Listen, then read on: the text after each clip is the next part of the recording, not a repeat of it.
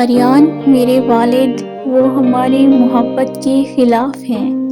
اگر وہ جان گئے تو آریان نے اس کا ہاتھ مضبوطی سے پکڑا اور کہا، نور میں تمہارے ساتھ ہوں۔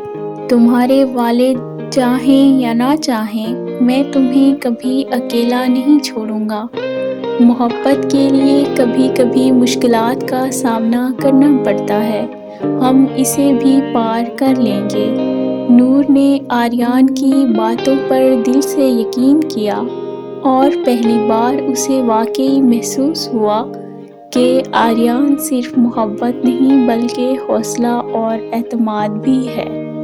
اس شام جب وہ کیفے سے باہر آئے، باہر کی سرد ہوا بھی گرم محسوس ہوئی۔